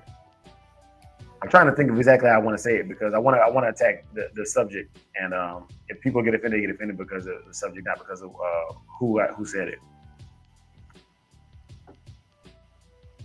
But they was asking about the dogs of today being better than the dogs of yesteryear. Mm-hmm. There is the only way to prove that is against your own standard, right? So, yes, I think the dogs of today are better because they're doing the things that we do today, and you don't have a comparison. So, how can you compare yourself to an NBA player if you played in the ABA? And I'm not saying the ABA wasn't good. You know what I'm saying? I'm not saying the Globetrotters wasn't good. What I'm telling you is right now, you know, they have a 3-point line. There was guys that never even got to compete in the 3-point contest. So how can they can't even register stats? Mm-hmm. You know, it's not the same sport anymore. You know, the sport has changed, the playing field has changed. So yes, they're better because they're doing activities that other dogs ain't have the opportunity to do. You know, historically speaking, you know, you couldn't go to certain countries. You couldn't do certain things in your country, you know, apartheid and all these different things. So yeah, you're not going to be good at it because you don't get a chance to practice, you know. But then a few brave souls, they venture out and go as far as to break down echelons of things. Like the American Pit Bull Terrier is a protection dog. You don't have enough people doing it to have a comparison. You know what I'm saying? I got, you know, for example, let me say this real quick. I'm going to piss everybody off. Bump. I got the best protection American Pit Bull Terriers on YouTube. I have the best protection American Pit Bull Terriers on YouTube. Argue with me. I was about to say it again. Argue with me. You know what I'm saying? Argue with me on that. You know what I mean? The people are, well, you know, well, this guy's got it. Well, this guy I ain't never heard of. So irrelevant. Then when he get on, like maybe he do got better protection dogs. Not on YouTube. You know, oh, and that's the other topic. That's the other topic I wanted to attack too. Okay, check this out. All right. So the term YouTube dog man, right? People use that as an offense, right? Mm-hmm. But I'm gonna change that up right now. Just like the N-word, you know what I'm saying? People are like, N-word is a bad word. But we say it all the time now as a term of endearment, right? I will be a YouTube bulldog. For anybody who's offended by that term, call me that. You know what I'm saying? Because what's happening is y'all making it a buzzword. So let's get famous off of it. Let's get money off of it. I'll be a YouTube bulldog dog man all day. Now you know what the problem with that? When you put somebody like me, or you know, I ain't gonna put too many names out there. You know what I'm saying? But if you call Pitwise or somebody like Dre or one of these other guys, Toyo, Big A, if you call it the YouTube dog man, right? And our dogs are shitting on your dogs, what does that say about you? Herders and bulldogs, what's happening? Yeah, man. Salute herders and bulldogs. Salute. You know what I'm saying? What is that like? If people, you know, because the word used to be pet bull owners. You know what I'm saying? You're a pet bull owner. I'm like, okay, but if that pet bull is killing you in everything that they can legally kill you in, literally, you can't touch them in nothing. Confirmation, walk, line, wait, for, bro. That term, you know what I'm saying? You don't like it because of it's associated with a bunch of Karens. But some of them Karens will go out there and throw you in a circle in the show ring. Quick, fast, and in a hurry. You know what I'm saying? Karen dog sit. Karen dog ain't bit nobody. Mm-hmm. Karen getting $2,500 for her dogs. Mm-hmm. So yeah, man, like that term, man, like call me what you want to call me, but you know what I'm saying. But you can't beat me. Yeah, Period. Just don't call collect. How about that? Yeah, man. And like I said, these right here, like I told you, say if the shoe fits, wear it. You know, but like nah, like that term YouTube dog, man, that's not even offensive to me no more, man. Like it is what it is. Now I'm in the middle. I'm, you know, y'all younger than me, and Pops and them older than me. So I'm in the middle. So, you know, I don't got the balls.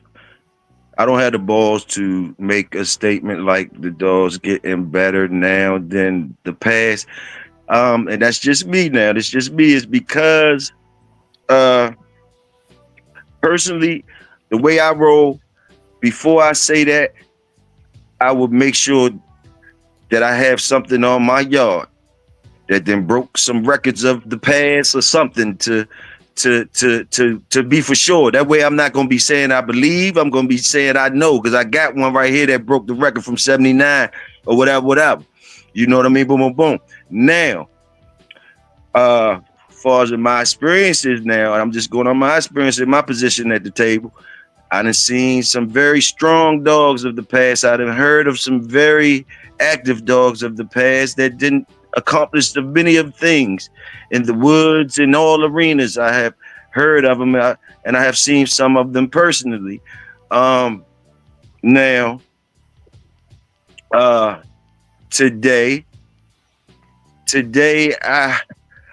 I just don't have the balls to say that, because I don't have nothing that I can have on my yard that I'm sure that the people of the past could bring up something and be like, man, stop playing. Boom, boom, boom. Until I got something on my yard that I could say, yeah, right here, ooh, then basically I just stay out that, humbly stay out that. Salute. Hey man, Antonio, I respect that. And I'm gonna tell you right now, some of the stuff I'm saying is straight cap. You know what I'm saying? But what I and I don't mean about how I feel, what I'm saying is I'm saying it for this reason. These old schoolers, this is my issue with anybody old school that does that. If you wait until somebody says, well, the dogs of the past ain't this and that, and then you come out with the stories of all the other things they could do, when you spent years on YouTube talking about pedigrees and matches, I have a problem with that. Why does it take somebody sticking a claim for you to come out and share good information that's going to help people? Yes, sir. You get what I'm saying? It's like, man, if you knew they was doing protection work in the past, but you when I first came on, you was on here down to me, but then you come out 3 years, 4 years later, 5 years later, talking about, nah, Bob Stevens was doing that. Yes, sir. That's how you stupid. You know what I'm saying? He says, I think the type of the dog is already better than the old schools. I believe everyone should be trying to create utility dogs. They make more people and put them in better light. So I'm gonna say this because I like when it comes to what Toyo was saying comparison, he don't really have the data to compare it. I agree with that.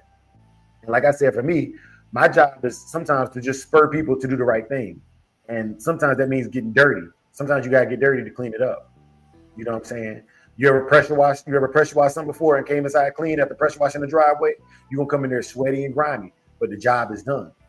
And that's what my intention is right now. I guarantee you there's people right now, like sometimes saying this, like, hold up, Samurai ain't got the best protection dogs. But where was y'all at when I was saying I want to use them for protection work when people was bashing? Where was you at then? Where was you at? But you know, me, I'm saying as far as the data, like you said, enough data. Yeah, I don't have enough data. But also I'm just saying, like, you know, this is all just my opinion from my view of it. And it to me, because, like, you know, I'm looking at breeding practices too. Like everybody, not too many people are just moving forward in their pedigree, like Brother Welsh will be telling you. You moving forward in your pedigree, or you dipping back into semen from Frisco or cloning Frisco, or you grabbing you prizing to be able to bring something from the past up to the front. To me, that's just when you're doing that, your words might be saying other things like I'm making better dogs or whatever, but your breeding actions are showing that you're paying homage to the past and you're looking to get something from the past. How many times do I hear people picking their best dog that if they could get a dog, they would be saying Deep Dabo or this dog from the past or whatever. Nobody's saying a dog from now. Nobody said, oh, I like Bloom. Not even from, very seldom do I hear somebody talking about a dog from 5 or 10 years ago or something that they know about, that done research about or whatever. So that's where I'm at with it. Like, you know what I mean? Our actions are showing we're either trying to most of us are either trying to maintain some fire that we got, or if we even trying to make it, improve it and all that, a lot of us is going in the back instead of moving on. So that's telling me that you don't have that specimen. You don't have that specimen on your yard, that you don't even got to be looking in the rearview mirror no more, because you looking everything forward. You know, I don't hear a lot of that. You know, that's just Toyo's opinion and his view. Salute. Yeah, man, it's very profound, man.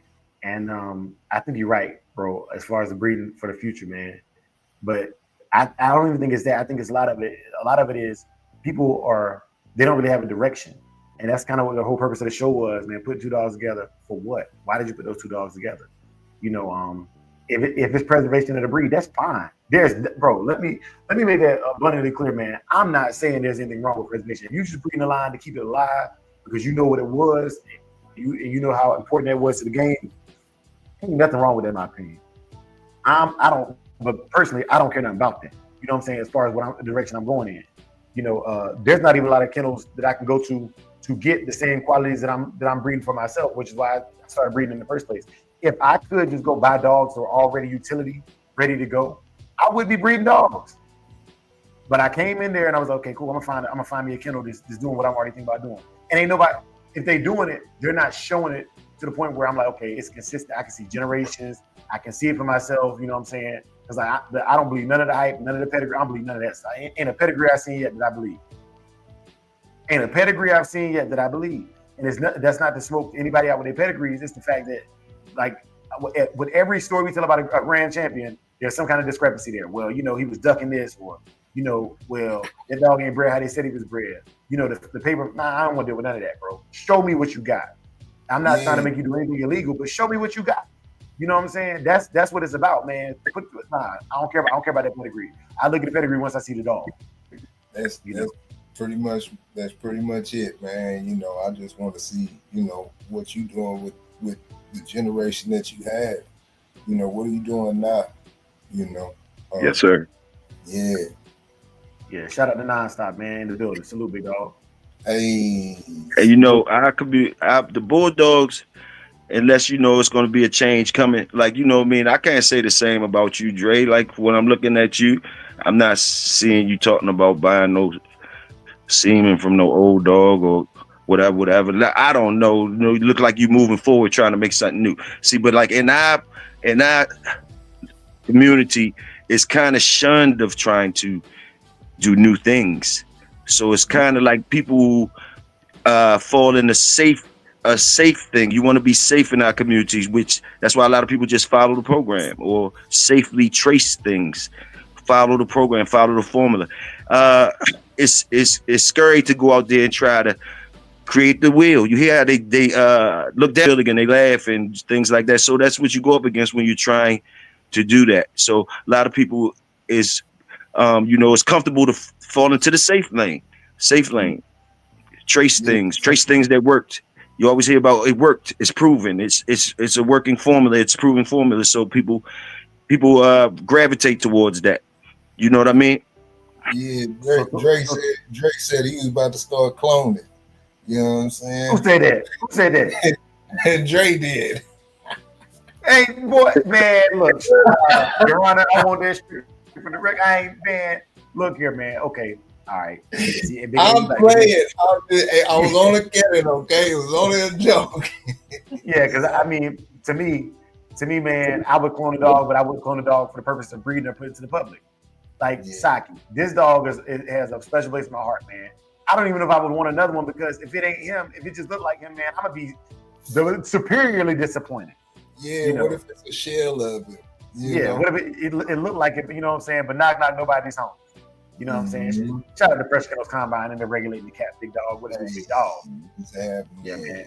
Make sure y'all catch them brothers on the Wednesday night cap, man. You know what I'm saying? Shout out to King T, shout out to Pressure, shout out to SDA, man. Them boys, man, look, I got nothing but love and respect for y'all, man, because y'all don't have to even let me kick it with the community. And I want to address the community thing Toyo said. Toyo, it's 2 communities now. I'm going to be real with you. Okay. There's the Bulldog community that I highly respect and love, but I diverged from. You know what I'm saying? It's like when they got different tribes. They all, they're all indigenous peoples, but they got different tribes. I'm starting my own tribe. The Neo Dog Man is its own thing because we care about things like respect. And I'm not saying that the Bulldog community doesn't as a whole. What I've seen is it's more like a pirate community. You know what I'm saying? Like we respect you, but we cutthroat. You know what I'm saying? That's not me. I can't operate like that for long periods of time because I don't think that way. I'm always thinking about positive stuff. I ain't got time to be thinking about if this dude's trying to usurp me or what did he really mean by that? I don't have time for that. That game is not fun to me. You know what I'm saying? And so for me, the Neo Dogman community, the Shogun Army, is a community adjacent to, built off of. I love all the good stuff and I don't want none of the bad stuff. You know what I'm saying? And if we do have bad stuff, we're going to create our own bad stuff. You know what I'm saying? But it ain't going to be fake peds. It's not going to be lying on the next man. You know what I'm saying? Because the thing about us is we're showing the work. You know what I'm saying? Results driven. You know what I'm saying? Proof of concept. These are things that the Shogun Army and the Neo Dogman movement have that I can't say that the community at large has. Another thing another reason why I wanted to separate myself from the Bulldog community was that mentality you had of being stagnant. You know, if a brother want to try something, try it. If it don't work, go back to the drawing board. But I ain't about to bash you for it or talk you down about it because you'll never have progress like that. You know what I mean? Shout out to Bo and Nonstop last night talking about the creatine. I ain't never thought about using creatine with my dogs. Never. You know, I use creatine as a human being, but I genuinely believe this. And I'm a minimalist when it comes to this. You know what I'm saying? So anybody who see me at a dog show, I'm using Jello. I'm using human consumable foods like tilapia, tuna, chicken, beef, and hard work. That's what I come to the show with. Ain't no creatine. Ain't no the biggest supplement I use is Dime. Yeah. And that's because I don't know if I'm doing right with the supplement or if I'm breeding well if I use that stuff. So I'm personally against all of it. None of that stuff do I use in my dogs for keep. None of it. None. Hey, isn't kibble considered a supplement? It is considered a supplement, but you're right. Okay, Big A. You know, it's just a question. No, it's just a question. I just, you know what I'm saying? You're killing my argument here, Big A. You're killing my argument here, Big A. Yeah. It wasn't intended for that, but I'm just saying, you know, I know a lot of people go straight high quality kibble, man, and it fits the criteria of the dog's needs. But I've been thinking about it for days, you know, because the way I feed, I use it as a supplement. I don't use it as the main source. You know what I'm saying? Yeah. OJ said, I think it's easy to get a dog and great box only. The challenge is to take it to old school blood and create something well-rounded. That's a move for sure. Hey, man. So look, check this out. Nonstop, man. Like y'all was cooking last night, bro. You pissed me off too, Nonstop. I'll tell you about yourself this morning. You know what I'm saying? Hey, good wise with that 10 piece. Hey. He said, here's a 10 piece for using usurp in 2025. Heard it say, "Op with the kibble." Yeah. Big A, put on the op t-shirt today, man. Hey, that's it. It's official. We getting a t-shirt called Ops. You know what I'm saying? Put an op. Yeah. But Nonstop, I'm about to get on you. I'm gonna drop the link to Nonstop because I'm gonna let you defend yourself. You know what I'm saying? But hey, you pissed me off last night because you was telling way too much. And I know I be telling a lot too, man, but when it comes from you, man, it hit a little bit harder, man. You know what I'm saying? So look, Nonstop was talking about the weight pull last night, man. And I'm gonna tell y'all something about this, man. Y'all ever seen that movie Tombstone with Doc Holliday arguing with John Ringo? And he like, well, obviously this is an educated man. Now I really hate him. That's how Nonstop had me feeling last night, because Nonstop basically gave y'all the formula for putting the dog in shape for strength and power training. And so he was saying the things about, I would expect you doing more anaerobic, less aerobic exercises. I'm like, he's 100% right. Shut up. You know what I'm saying? Like, be quiet. My split is based upon a balance.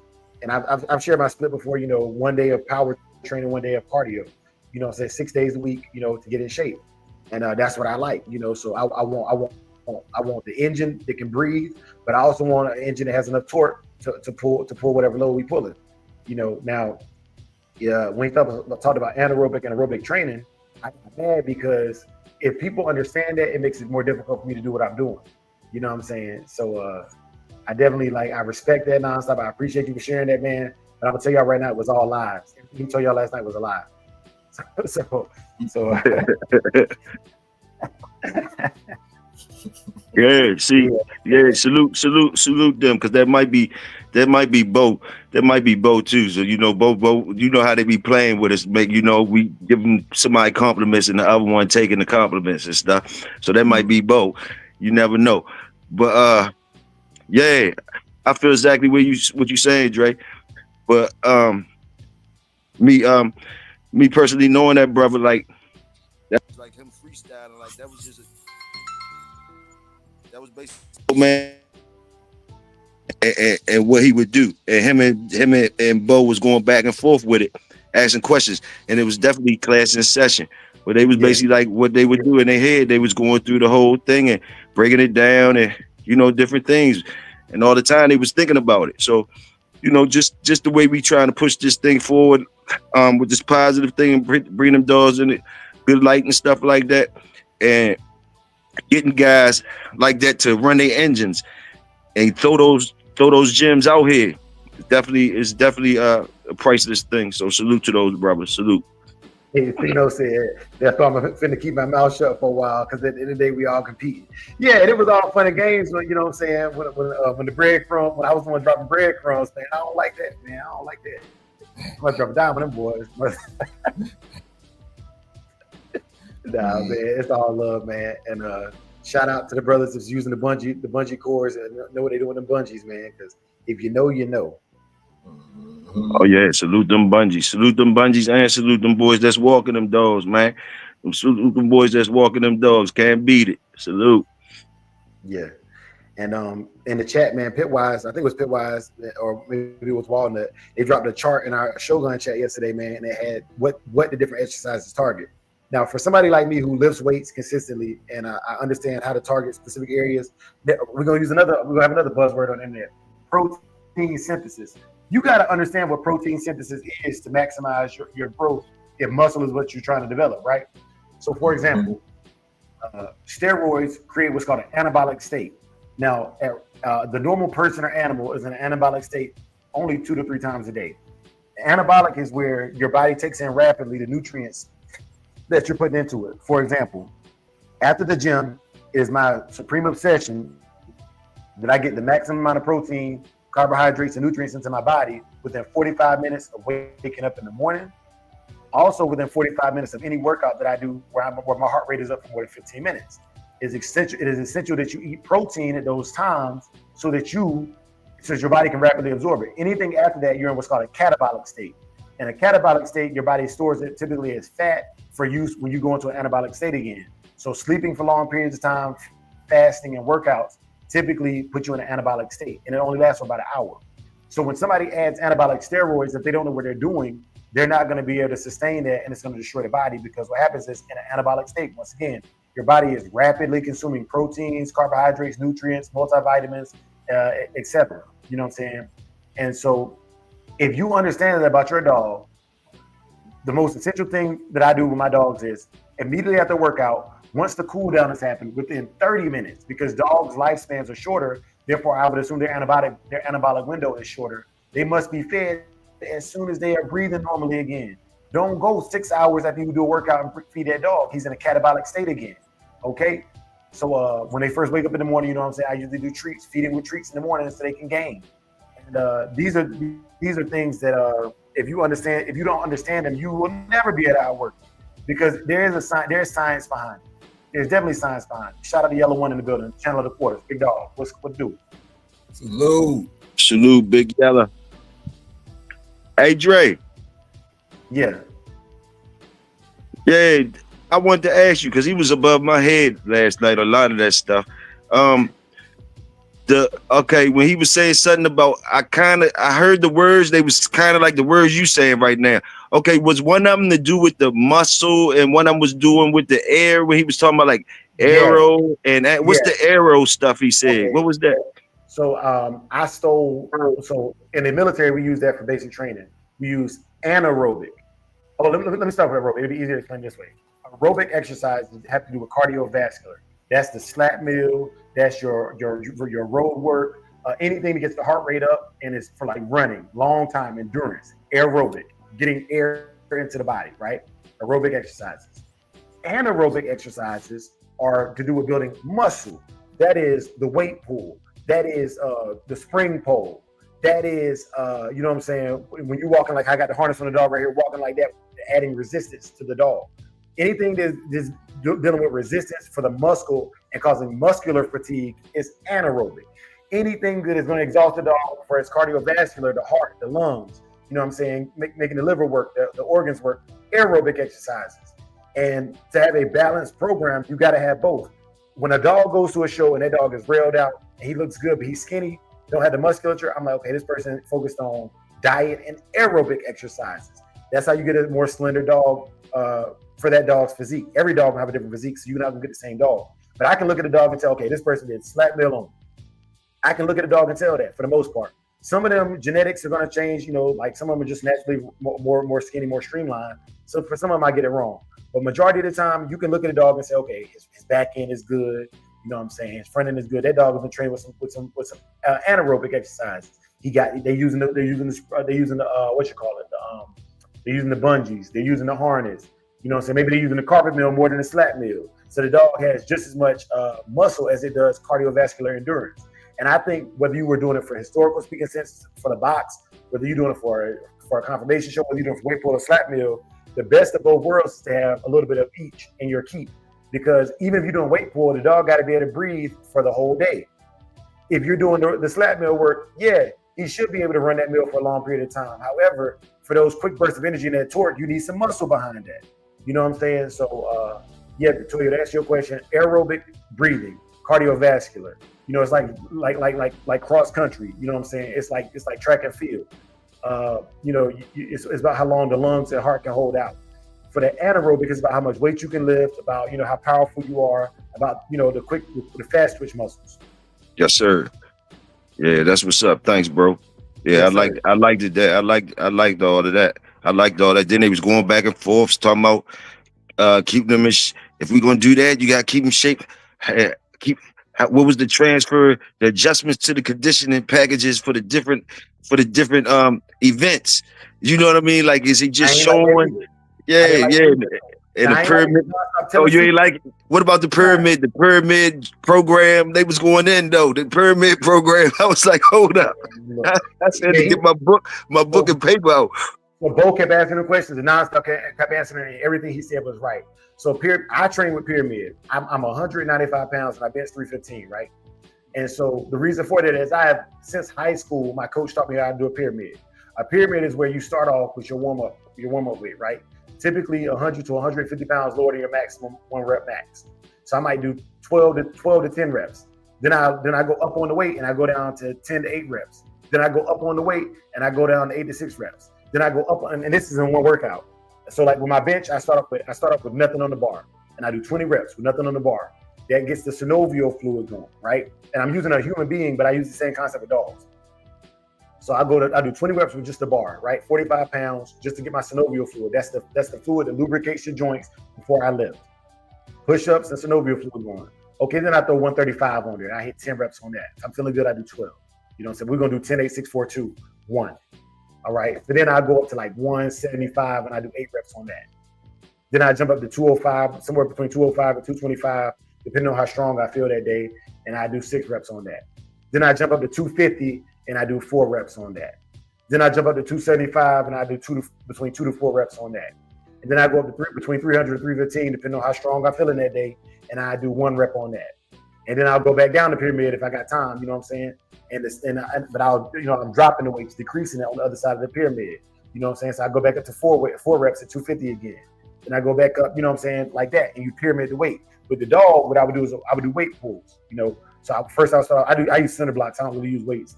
So I do 1 cinder block and we go all the way down the baseball field and all the way back. That's 1 rep. Okay. Then I might add a cinder block and a half, you know what I'm saying? And I go up the baseball field and back down. And then I go to 2 cinder blocks, up the baseball field and back down.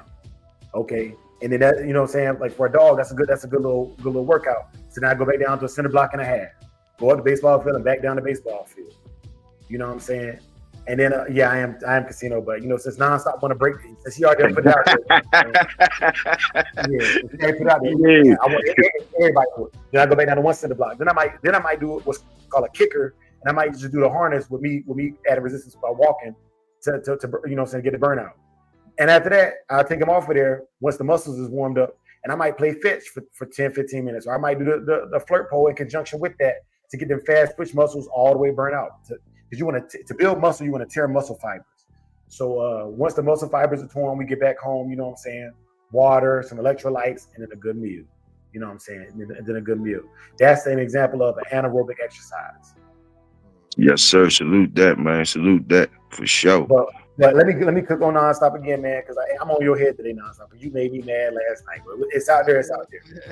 If they ain't watching, I don't have 200 people to watch it anyway, so the rest of the world, so we can still beat them. You know what I'm saying? But he said something about weight pulling. Weight pulling and weightlifting. If you want to get stronger, you have to train year round. And that's something you said last night. It's not nothing that Dre's coming up with. I'm just sharing it.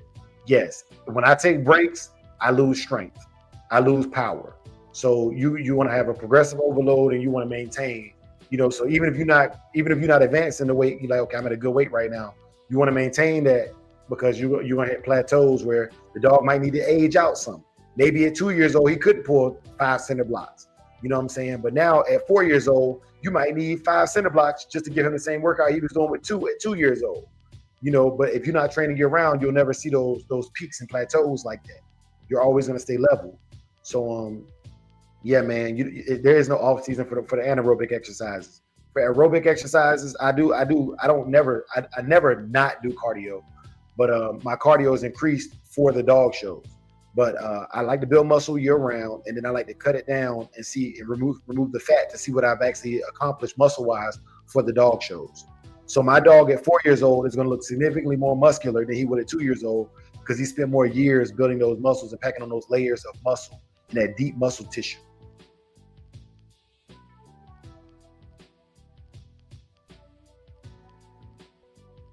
Get him, Dre. Get him.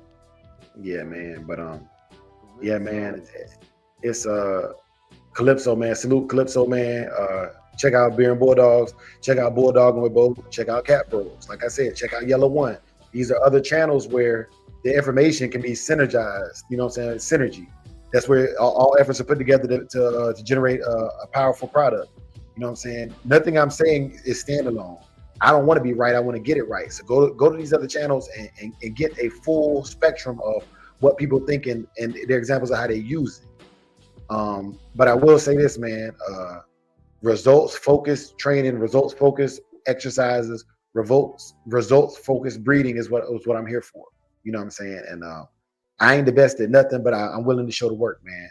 And I like showing the work for 2 reasons. One, when people deal with me, they know what they're dealing with. And 2, for people before they step out there and want to call me out, man, they can already see, okay, am I willing to put in that level of work? And most aren't. I love it. It's like the best. It's like the best curve meter, the best curve stick for the internet. You know what I'm saying? Is, man, like, I don't want to do that, man. That's too much work. I love when people say that. I love when they say that. I'm like, yes, curve them out. You know what I'm saying? Like that's winning to me. You know what I'm saying? It's man to man, curving the other man out. You know. And so, yeah, man. I'm gonna tell you, breeders have arguments. They be ready to fight like crazy. They be having arguments. But man, you ain't seen nothing like when them conditioners start arguing, boy. Cause both of them is addictive. Conditioning is addictive. You know what I mean? And you know, they get wild. They get wild sometimes. They get wild. Yes, sir. Yes, sir, man. Yeah. Also, man, check out my brother Casino Life, man. Casino Yeah. don't, you know, dogs, man. He be, man. Casino be brushing shoulders with some people that we all love, man. You know what I'm saying? Big shout out to that, man. Cause let me tell you, Big A playing it cool right now. But y'all see Big A work. Y'all see Big A working. You ain't hear him talk. We talking his language right now. He ain't said nothing. We ain't asked him nothing yet. Hey, Big A, like, hold up. Y'all know who y'all up on this panel with, right?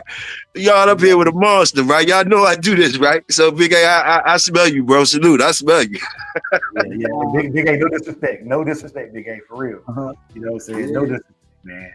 I don't want no smoke with him. Hey, when it comes to Big A, I'm curd out. Nah, I'm curd out. I don't want no smoke. You got it. Because when you start saying them numbers and stuff, I already know Big A shaking his head. I told y'all, don't be worried about counting no numbers. Y'all do the work. Do the work. Hey, who was that? Who was that set Big A off that day on your show? Time, man. Yeah, Time. hey, I was like, man, why he get him started? Because look, I done seen Big A like that before, man. That's why when I work out with Big A in the gym, man, it's like, okay, you go over there and do your thing and leave me alone. Don't ask me, don't offer me nothing. Be like, don't talk to me about my form, nothing. You just go over there and do your thing. If I see you do something I like and I feel like I can do that, I'm gonna do it. But man, in general, bro, this nigga be doing pull-ups, be having conversations like, and Dre, you see, you know what you gotta do is, man, you gotta do some close hand with. You gotta do, man, Big A, shut up, leave me alone, bro. You know what I'm saying, man? Leave me alone. You know, go play with somebody who like to play like you like to play. Yeah, man. Then he got my son in there, about to get my son injured in the gym. Talking about some, you know what I mean? Yeah, man. Nah, man. I had, you know, my theory is my theory, man, and you know, it is what it is, man. I ain't getting into all the science stuff like that. But, yeah, man. But I don't know. I just do what I do, man. Yeah. But one thing what? No, go ahead, Big A. Tip said something. Go ahead. What I can say is, man, if it get easy, go harder, man. You know. Look. Yes, sir. Straight from the monster mode himself. DJ didn't step down though, but he didn't. But look, when he came out that garage working out, that nigga eyes was bloodshot red. You just thought he smoked. Fine. That boy was sweating so bad he couldn't even keep the sweat out of his eyes, man. And then that nigga slept about 8 hours after that, man. You know what I'm saying? I was like, man, he gonna be no good to me on the ride home. I got me one. Yeah. Then this nigga wake me up this nigga Big A wake me up at 5 o'clock on a Saturday morning, right? Let's go for a run. Nigga, what? Nigga, what? Yeah. Yeah, man. Yeah. It is what it is, man. I'm in grind mode right now, man. Trying to get the action figure mode, man. Yeah, man. You know, sleep with the giants, wake with the monsters, and eat with the lions. You know. Yeah. Yeah, man. But y'all brothers, man, this is a good cook, man. I hate to do this to y'all, man. We gotta make our rounds. I gotta get ready for work. It's Monday morning. Yeah, it's Monday. Yeah, man. Toyo. You know what I'm saying? Yes, sir. Yes, sir. Y'all already know. Salute Bulldog community is your brother Big Toyo. Y'all stay royal and I will stay loyal. Salute. Amen to that. Amen to that. Yeah. Y'all go check out this channel called Samurai Kennels, man. If you want to see some dogs in motion, man, go check it out, man. You know, some good content over there. You know, I mean, it's all right. You know what I'm saying? That's all right. You said it right the first time. Yeah, but hey, man, if you ain't a member, man, what you doing? What you doing, man? Come on, join this movement, man. You know, all we doing is trying to build, or not trying, we building better people behind these dogs and building better dogs behind the people, man. So you know what it is, man. 10 a.m. Central. We got men at work. man. Men at work. Tune in. Yeah, man. That's it, Dre. Yeah, man. Shout out to my brother Big Toyo. Shout out to Big A. Shout out to the whole Neo Dog, man. Shout out to the Shogun Army. Shout out to the Bulldog community, man. Shout out to everybody who come through support us every morning. This is binge-worthy content. That means watch it again. Also, man, this is the most interactive dog channel on YouTube. Hands down, no arguments there. That's not cap. That's no cap. You know what I'm saying? But we support all the other brothers that support us, man. We appreciate y'all. Thank you. Genuinely, thank you. Because we would be nowhere without y'all, man. We should be some guys talking on the internet to ourselves. Conversations, private conversations in the public. But y'all know how we do, man. We like to end the show with a benediction. Leave y'all with peace and blessings, man. Special prayers to Dickie Foster and his family going through their bereavement today. You know what I'm saying? He's done with a funeral and done with a sister in the hospital. So this prayer, you know, I petition to my Lord and Savior Jesus Christ for all of y'all that is going through. Some of y'all are fighting silent battles, and He knows your heart. You know what I'm saying? So we here for y'all, man. Please bow your heads. We'll be in agreement. May the Lord watch between you and me while we are absent one from another. Amen. Amen. For the love of the dogs. For the love of the game. Peace. Man. Yeah. Beat drop slow, head not flow. Blood don't lie, it's that old yellow line. Sack it from the south, Michonne on the rise. Boogeyman bark, leave a mark every time. We don't breed for clout, we breed for spine. DNA thick, can't clone this pride. That Shogun blood, yeah, the legends don't die. Started with Boogeyman. Ghost in the chain, locked in the game, never move for fame. Old mountain lions run deep in the flame. Sock about the fire, Michonne brought the name. Then came fat boy, muscle in the frame. Man, hard, put respect on the name. Shotgun smooth, but the work insane. Sugar sweet jit, but a bite ain't tame. Kiki in the back, had a game in the veins. Gatorade heavy, running straight through the rain. Red digit close, watch him work in the lane. Renegade rider can't hold that chain. Blood don't lie, it's that old yellow line. Sock it from the south, Michonne on the rise. Boogeyman bark, leave a mark every time. We don't breed for clout, we breed for spine. DNA thick, can't clone this pride. That Shogun blood, yeah, the legends don't die. Ain't no luck, just grit and grind. Every dog here put work in time. Lady Rage got that fire in her eyes. Red alert taught us how to recognize signs. Blood heavy like a 2-ton chain. Everything proven, no need to explain. They asked what's in it, that yellow campaign. Built off real, we don't fake no strain. Second with the flame, Michonne lit the wick. If you know, then you know that line too slick. From the field to the show, every move so thick you can't blueprint this. It's the legacy pick. Blood don't lie, it's that old yellow line. Sack it from the south, Michonne on the rise. Boogeyman bark, leave a mark every time. We don't breed for clout, we breed for spine. DNA thick, can't clone this pride. That Shogun blood, yeah, the legends don't die.